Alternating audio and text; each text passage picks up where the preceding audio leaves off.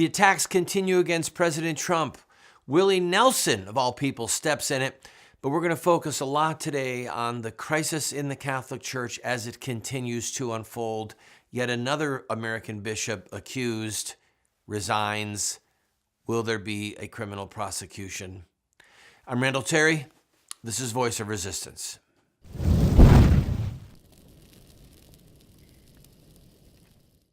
Why can't entertainers just continue to entertain? Why do they have to display their lack of wisdom and frequently display their lack of intelligence? If they want to be a commentator, if they want to get in front of the camera and do politics and music as a side thing or acting as a side thing, I get that. I do. But the truth of the matter, and I quote somebody close to me who says, listen, I believe that most actors are stupid. That's why they're actors. They just keep doing what other people tell them to do. People feed them lines, they say the lines. And when you're an actor and you're hearing all these people around you giving you lines about how bad Trump is or how oppressive white men are or how big business is bad or how the planet is going to be engulfed in horrible toxins because of automobiles in America, on and on and on. These people are not intelligent. They're not used to researching. They're not used to researching and reading and analyzing and having critical thought. They're used to parroting. That's what actors do. They parrot. Is it that hard to figure out? All right, anyway, Willie Nelson is going to do a fundraiser for Beto O'Rourke, who's running against Ted Cruz in what is now a focal point for the media because they hate Ted Cruz because of his politics. They hate Donald Trump, and now Donald Trump is going to campaign for Senator Cruz. And Willie Nelson is going to headline an event for Cruz's opponent. And this has, as you might imagine, a large portion of Willie Nelson's fans in a fit of rage because most country music folk tend to be conservative. They just are. I love country music. I'm conservative. My family, my extended family, same deal. So if you are a music lover and you happen to be a country music lover, well, when that horrible incident happened in Las Vegas recently, there were people that were mocking conservatives, mocking people who were Trump supporters and who were, if my memory is correct, country music fans. Because it's like NASCAR fans. They tend to be conservative. They tend to be religious. They tend to cling to their God, to their Bible, and to their guns. Guilty as charged. And moving on quickly to Donald Trump, please stay with me because we've got to get to the Catholic Church and the craziness that's going on there. I had the displeasure of watching a lot of CNN yesterday. It really has become just a maniacally obsessed network to take out Donald Trump. That seems to be their reason for existence. They'll cover the story of the horrifying approaching hurricane in the Carolinas. Please, God, have mercy on those people. But for the most part, CNN lives to go after Trump. They are fake news. But without going into a lot of the details that just keep on emerging, you've got to remember, in spite of the fact that the economy is doing better than it's possibly ever done, job rate is at the best it's ever been, unemployment is down, new job opportunities are everywhere, and they literally don't have the right people to fill them, despite the fact that Wall Street is doing great, despite the fact that millions of people are getting bonuses from their companies because of the tax breaks. Just go down the list. The media is obsessed with trying to destroy Trump because they hate his politics. They hate that he's pro-life. They hate that he wants to protect us from Muslim terrorists. They hate that he wants to build a border to stop illegal immigration. They hate that he's not a socialist, at least not like they are socialists. They hate his politics. They hate his policies. So if he were to be the type of personality that they wanted, not bombastic, etc., they would still hate him But the fact that he is bombastic and he looks out over a crowd and says, yeah, fake news, they're despicable, they're the enemy of the American people because they're liars. The fact that he won't kowtow to them makes them more enraged, makes them begin to froth with rage. Like a crazy parent whose teenage son won't obey. But really and truly, they're the crazy teenager. They're the crazy teenager who's losing their mind. So I'm going to continue to stand with President Trump. And you've got to remember, people, there's about 50 days left before the midterm election. And the worst thing that could happen at this point in the Trump presidency for our country would be for the Democrats to take control of the House and the Senate at the federal level. Because if they do, you ain't seen nothing yet. When I return, we'll begin to focus on what's going on with Rome and this meeting that happened today with American bishops and the Pope and another American bishop down in flames. I'll be right back.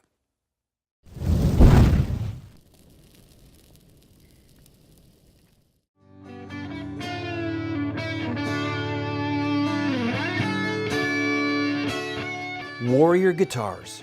Without question, the best guitar I've ever played, heard, or seen is a Warrior. The owner of Warrior, Jay Dran, has an incredible testimony of redemption and healing. God gave him the vision to start Warrior Guitars and a passion to make the best guitars in the world. They only make about 120 guitars a year, each one by hand. Maybe one of them could be yours, or a once-in-a-lifetime gift for someone you love. The one thing that I can tell you is this is the most finely crafted guitar I have ever held. I've played a lot of guitars, I own a lot of guitars, and although the quality is exceptional on all of them, this is by far the most finely crafted instrument I own or have ever played. And I'm glad I own it. Contact my friends at Warrior Guitar. Tell them Randall Terry sent you.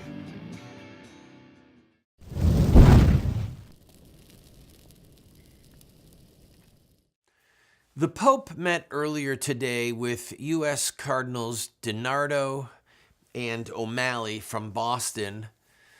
I've met both of these men, and this was about basically McCarrick, Cardinal McCarrick. In case you haven't followed the news, Cardinal McCarrick is the American bishop, archbishop, then cardinal. He was the Archbishop of Washington, D.C. from 2001 to 2006. Predator. He's a predator. He's a criminal, was preying on altar boys and then on seminarians, and the knowledge of his scandals went far and wide. And yet, it went on for years. Pope Benedict ordered him into seclusion. McCarrick defied the order, and we're still trying to figure out how he got away with it, but he did. And then Pope Francis took him into his inner circle of advisors and pushed out conservative Orthodox Catholic bishops who were involved in choosing who would become American bishops. McCarrick was very powerful, had connections to U.S. presidents, close friend of the Kennedy clan, was able to funnel millions of dollars into various Vatican and Catholic needs and projects. So the Pope is meeting today, he meets today with these U.S. cardinals. Put the picture up, please. Now, he's meeting over sexual abuse, and this is the photo that the Vatican releases. If I was an advisor, if I was an advisor to the Pope, to the Vatican, I would have suggested that they take a couple of pictures after the Pope says, gentlemen, I know why you're here, and this is a very critical moment for the American Catholic Church, or the Catholic Church in America. Because everyone's face would have been somber, and it would have communicated the gravity of the purpose of the meeting. Because these bishops went there because of Archbishop Vigano's letter, which said that Pope Francis knew what McCarrick was doing and reinstated him, or defied Pope Benedict's orders and put McCarrick right back into a position of power. So that's why they're over there. And then they released this picture. Also, McCarrick Also Vigano said that Pope Francis knew about other sexual predator bishops accused of sexual abuse in South America and did nothing about it.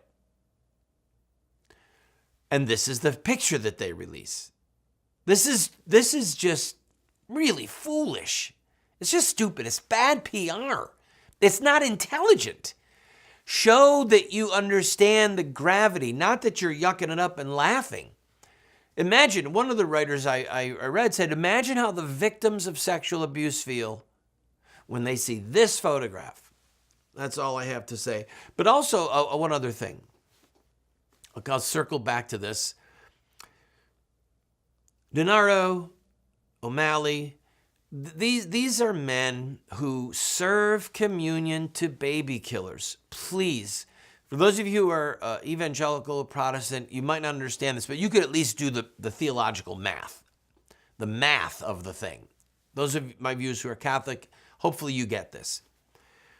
If you would serve the body and blood of Christ, Holy Communion, if you'd serve Holy Communion to someone whose hands are drenched with blood, then you've already cut a deal with the devil.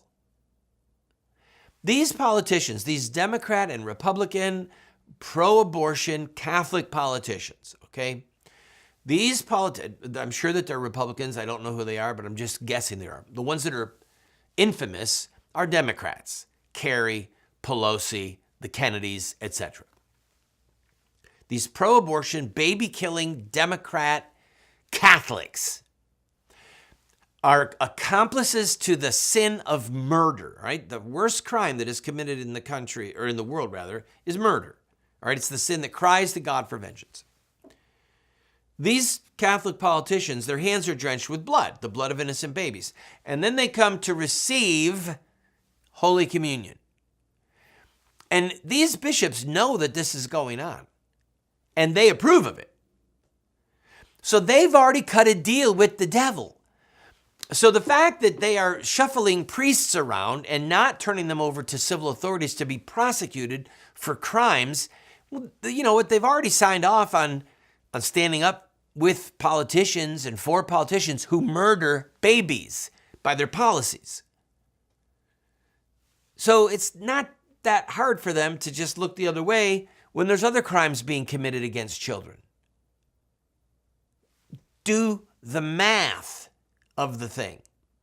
And DiNardo, who's the head of the USCCB, he's in the news over the last few days because there were two priests in his diocese in Texas that, I think it was the Galveston diocese, that were accused of sexual misconduct against children, and rather than deal with them, rather than have them prosecuted, he moved them to another parish, to another church, where they could do the same thing over and over. And that's the heart and soul of the crisis in the American church, covering up the crimes, and then moving the priests who are the perpetrators of these crimes to other areas where they can get settled and then perpetuate the crime. So this picture, this meeting, who knows where it's going to go? I don't have much faith that it's going to go far. Meanwhile, while they're meeting, the news breaks in the Wall Street Journal and other outlets that another American bishop has been accused. I'll bring you up to speed on that when we come back. And then talk about the Pope calling for a convocation in February, I believe, this coming February, to deal with the sex abuse crisis. But he won't really deal with it, and I'll explain why. Don't go away.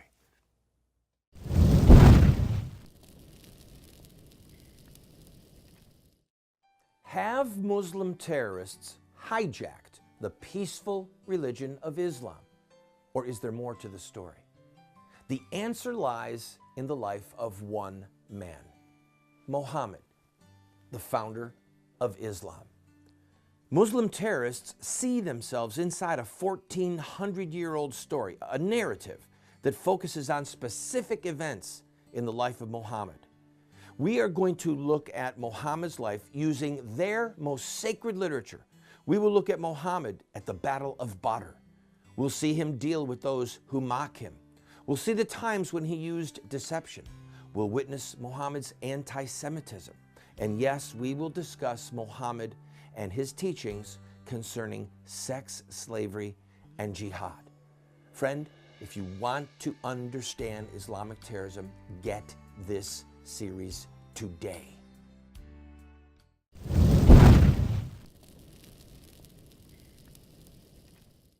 Welcome back, friend.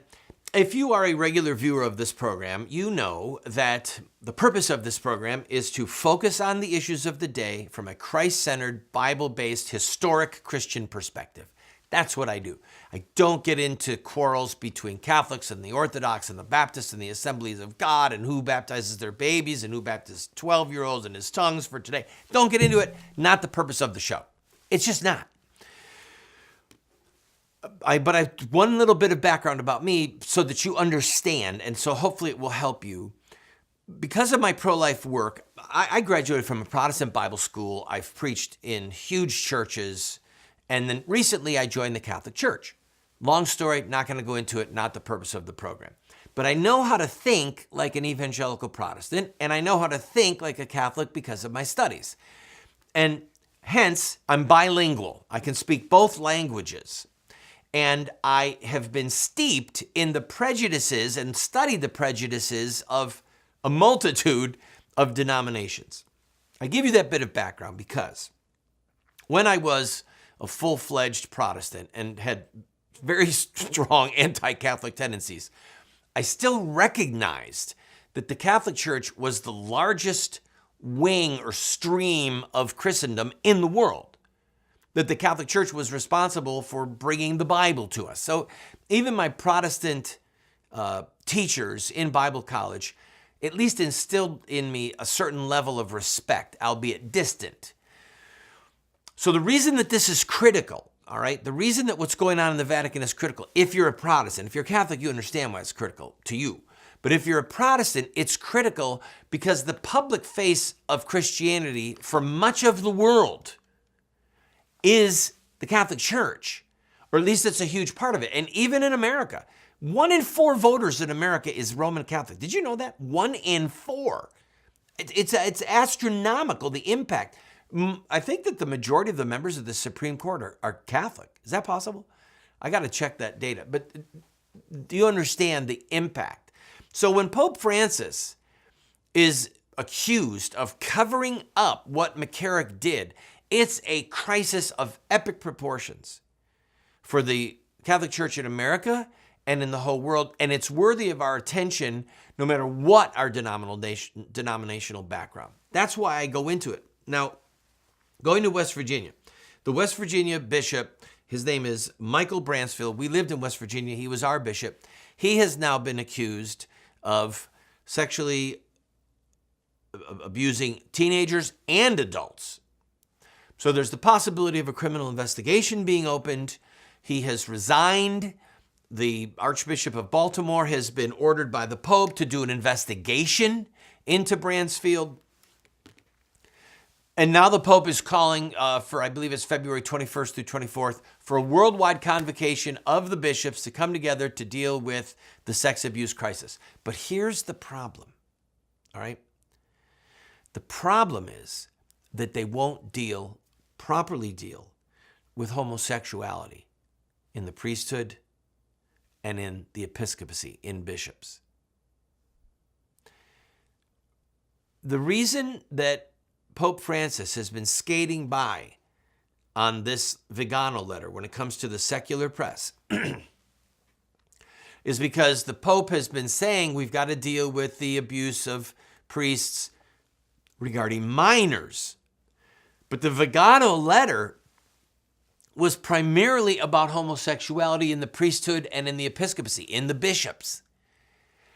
And the American media is off its rocker on the ethics of homosexual behavior. The Catholic Church has not wavered on it. All right, what I'm going to do is I'm going to take a break, and I'm going to read some of the things that Pat Buchanan said when I come back, because they were so good. But I'm suspect about any good coming, or much good coming, from the meeting coming up in February, because of the direct connection of homosexuality in the priesthood and homosexual acts in the priesthood and pedophile acts of underage boys.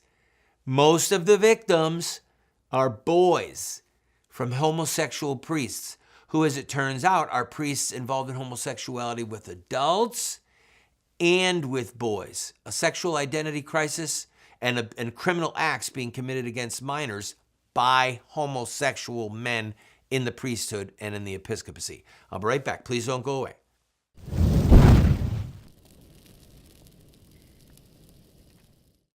What Would Mohammed Do? Islamic Terrorism Explained is the best movie series documentary ever produced on the life of Muhammad and Islam. How do I know? Because it's what critics are saying. John Moore, radio host and author, said, "I learned more from What Would Mohammed Do about Islam and Islamic terrorism than I've learned from everything I ever read and watched in my entire life." Friends, this is what the experts are saying. No one has ever done what we've done. I encourage you to get 1, 2, 4 copies.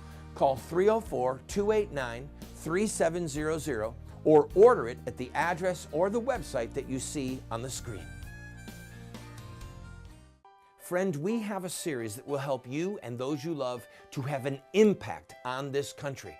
It's called Insurrecta Nex. That's Latin for revolution against the killing of innocent people.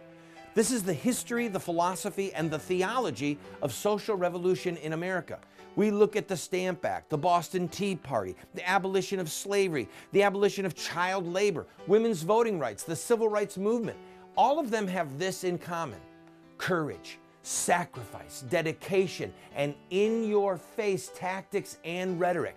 That's one of the reasons that we've been losing the culture wars the last 40 years, is because the bad guys are using these tactics and we aren't. We will send you this 14-part TV series along with these manuals for students, a teacher's facilitator guide for only $40. Go to 304-289-3700, 304-289-3700.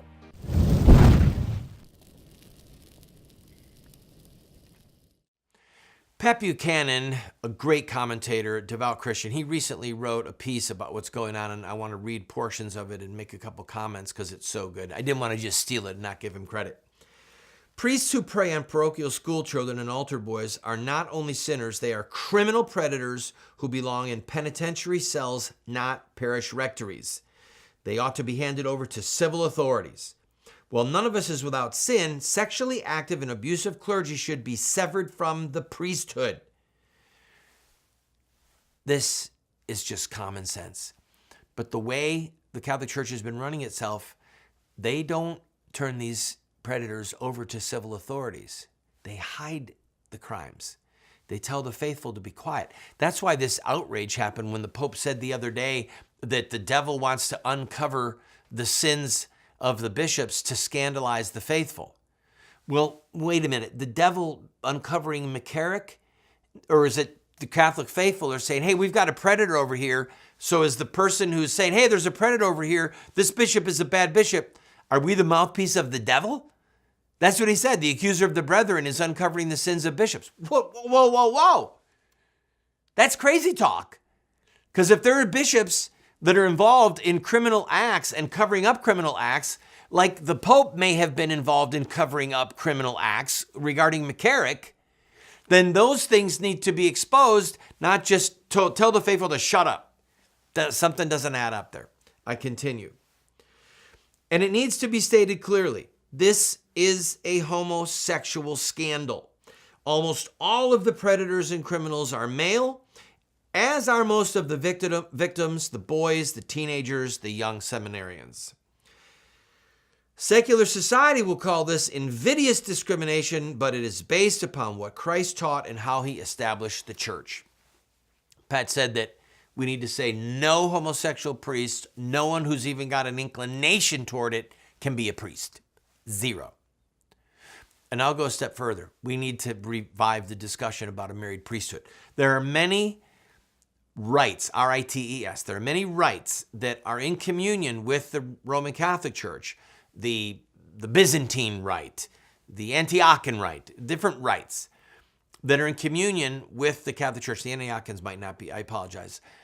But they have a married priesthood. So they're doing it. I talked with somebody who's a professional the other day who said professional counselor and deals with a lot of priests. He said he felt that the greatest challenge and the greatest hardship that keeps priests from fulfilling their proper duties as priests is that they're not allowed to have a wife and kids. That startled me. I'm out of time. Pat Buchanan, thank you so much. God bless you all.